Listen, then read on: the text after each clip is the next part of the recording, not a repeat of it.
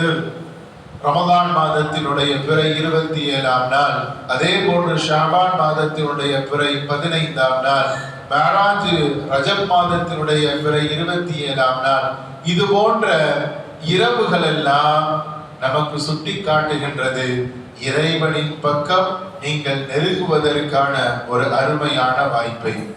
எனவே அன்பு குறித்தான் அல்லாஹ்வின் நல்லடியார்களே, இந்த இரவை அடைய பெற்ற நாம் நல் அமல்களோடு இறைவனை நினைத்தவாறு அல்லாஹ்வினுடைய சிந்தனையோடு இரவுகள் கழிந்து காலை பொழுது பரக்கத்தானதாக அமைவதற்கு இறைவன் அருள் புரிய வேண்டும் என்ற நல்ல சிந்தனையோடு ஒரு சில விஷயங்களை நான் ஞாபகப்படுத்துகிறேன்.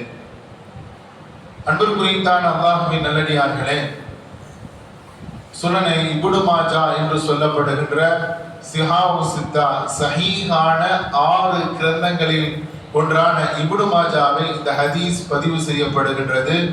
ஸல்லல்லாஹு அலைஹி வஸல்லம் அவர்களுடைய மருமகனான அலி ரலியல்லாஹு அன்ஹு இந்த ஹதீஸை அறிவிக்கின்றார்கள்.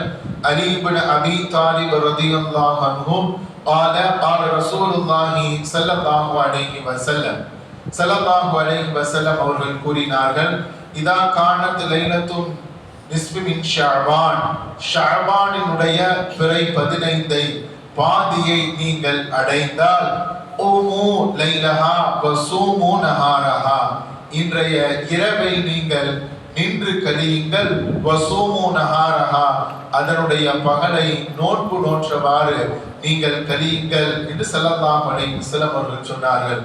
فإن الله ينزل فيها لغروب الشمس إلى سماء الدنيا, இன்றைய நாள் சூரியன் மறைந்ததிலிருந்து நாளை காலை பொழுது உதயமாகின்ற வரை அல்லாஹ் முதல் வானத்திற்கு வந்து அல்லாஹ் கேட்கின்றான், அலாமி முஸ்தக்ஃபிரின் லி, யாராவது என்னிடத்திலே பாவ மன்னிப்பு தேடுகின்றீர்களா? ஃபஅக்ஃபிர் லஹு, நான் அவர்களுக்கு பாவ மன்னிப்பு அளிக்கின்றேன். அலா முஸ்தர்ஸிகி, யாராவது என்னிடத்திலே ரிஸ்கை வேண்டுகின்றீர்களா? உங்களுக்கு தேவையான வாழ்வாதாரத்தை நீங்கள் வேண்டுகின்றீர்களா? ஃபஅர்ஸுக்ஹு, அவருக்கு நான் ரிஸ்க் அளிக்கின்றேன். அலா முப்தலன், யாராவது சோதனையில் இருந்து விடுதலை பெற வேண்டும், சோதிக்கப்பட்டு யாரும் கஷ்டப்படுகின்றீர்களா? ஃபஉஆஃபீஹி, நான் அவருக்கு அந்த சோதனையில் இருந்து நான் என்ன செய்கின்றேன்? விடுதலை அளிக்கின்றேன். அலா கதா கதா, ஸல்லல்லாஹு இன்னும் நிறைய விஷயங்களை சொல்லுகின்றார்கள். உங்களுடைய தேவைகளும் உங்களுடைய வாழ்வாதாரங்களும் எதிர்காலங்களில் நீங்கள் வாழுகின்ற ஒவ்வொரு விஷயங்களையும் இறைவனிடத்திலே பிரார்த்திக்கின்ற ஒவ்வொன்றும் நீங்கள் கொடுக்கப்படுகின்றீர்கள். ஹத்தா யத்லஅல் ஃபஜ்ர், சூரியன் உதயமாகின்ற வரை என்று ஸல்லல்லாஹு அலைஹி வஸல்லம் சொன்ன இந்த முழு ஹதீஸும் இப்னு மாஜாவில் பதிவு செய்யப்படுகின்றது. வார்த்தைகள் அப்படியே இருக்கின்றது. ஹதீஸ் கிரந்தங்களை நீங்கள் எடுத்து பார்த்தால் தெளிவான இந்த வசனங்களும் வார்த்தைகளும் பதிவு செய்யப்பட்டு இருக்கின்றது. அதே போன்று ஸல்லல்லாஹு அலைஹி வஸல்லமுடைய இன்னொரு வார்த்தை ஆயிஷா ரலியல்லாஹு அன்ஹா அறிவிக்கின்ற அந்த ஹதீஸ், அன் ஆயிஷா ரலியல்லாஹு அன்ஹா قالت فقدت النبي صلى الله عليه وسلم, நபி ஸல்லல்லாஹு அலைஹி வஸல்லம் ஒரு நாள் நைட்டு தாத்த லைலா, ஒரு நாள் எங்க வீட்டுல தங்கி இருந்தாங்க. நான் திடீர்னு பார்த்தேன் ஸல்லல்லாஹு அலைஹி வஸல்லம் அவங்க இல்ல. அப்போ ஃபஹரஜ்து, நான் வெளியேறி வந்து அத்லபுஹு, நான் ஸல்லல்லாஹு அலைஹி வஸல்லம் அவங்களை தேடினேன். அவங்க சொல்றாங்க, ஒரு நாள் என்னுடைய வீட்டில் ஸல்லல்லாஹு அலைஹி வஸல்லம் தங்கி இருந்தாங்க. திடீர் என்று அன்றைய நாள் ஸல்லல்லாஹு அலைஹி வஸல்லம் இல்ல, நான் அவர்களை தேடினேன். அப்போ ஒவ்வொரு இடமா பார்க்கும் பொழுது ஸல்லல்லாஹு அலைஹி வஸல்லம் அவர்கள் ஒரு இடத்துல நிக்கிறாங்க. இப்ப என்ன பார்த்து கேக்குறாங்க, யா ஆயிஷா அகுன்த துஹாஃபீன ஐயஹீஃபல்லாஹு அலைக வ ரசூலா, அல்லாஹ்வும் ரசூலும் உங்களுக்கு அநியாயம் செய்து விடுவார்கள் என்று நீங்க நினைக்கிறீங்களா? நீங்க இப்படி தேடிட்டு வந்திருக்கீங்களா, நான் எங்க இருக்கிறேன் நீங்க நினைக்கிறீங்களா? அப்படிங்கிற அந்த கேள்வி தோரணையோடு ஸல்லல்லாஹு அலைஹி வஸல்லம் ஆயிஷா ரலியல்லாஹு அன்ஹா அவங்களை பார்த்து கேட்ட அந்த ஹதீஸ்.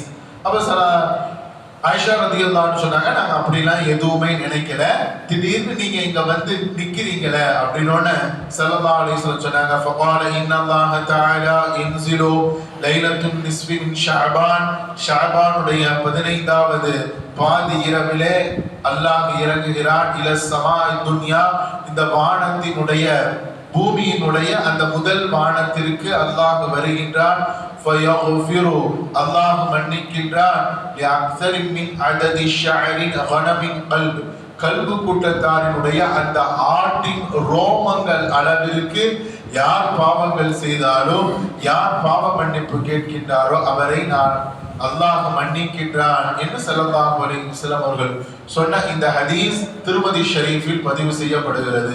இது சஹீஹான கிரந்தங்களில் நாம் பின்பற்றுகின்ற அந்த கிரந்தங்களில் சஹீஹான ஹதீஸில் பதிவு செய்யப்படுகிறது.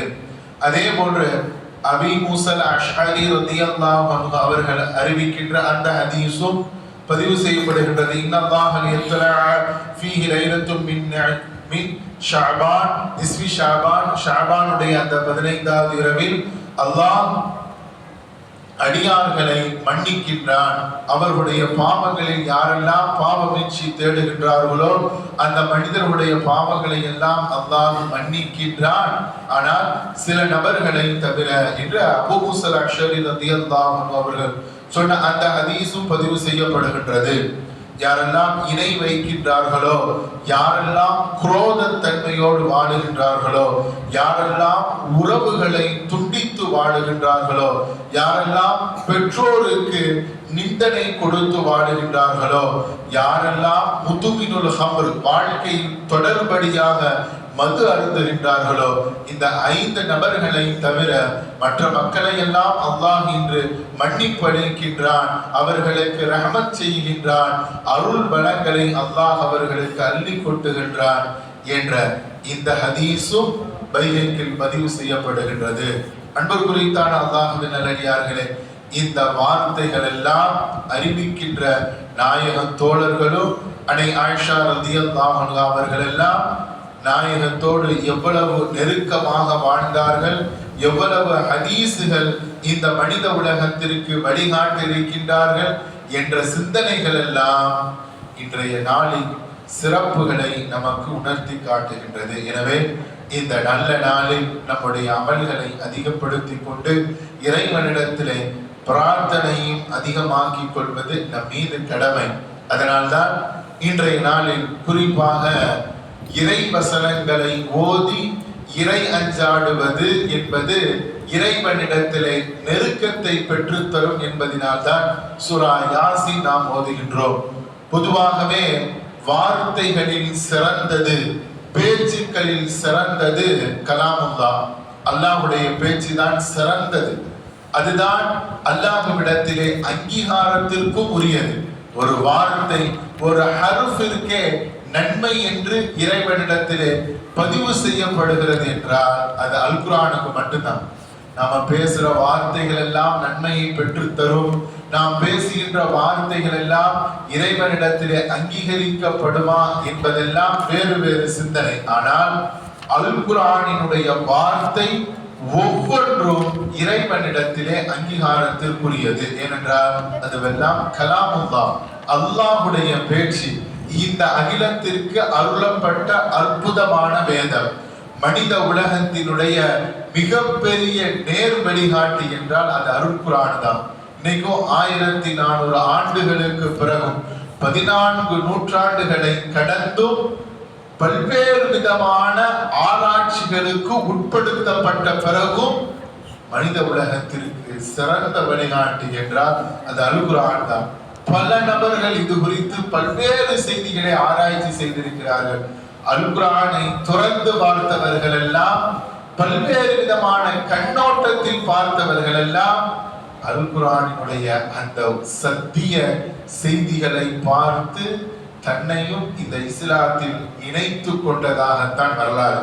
குர்ஆனை தொட்ட மக்கள் எல்லாம் நீங்க பாத்தீங்கன்னா அவங்க சிந்தனைக்கு பிறகு அறிவியலில் தன்னை மிகப்பெரிய சிந்தனையாக ஆராய்ச்சியில் ஈடுபடுத்திய அத்தனை மக்களினுடைய பிற்கால வாழ்க்கை இஸ்லாத்துல இணைந்ததுதான். எத்தனை மனிதர்களை நம்ம எடுக்கலாம். அத்தனை மனிதர்களை மிகப்பெரிய மாற்றத்திற்கும் மிகப்பெரிய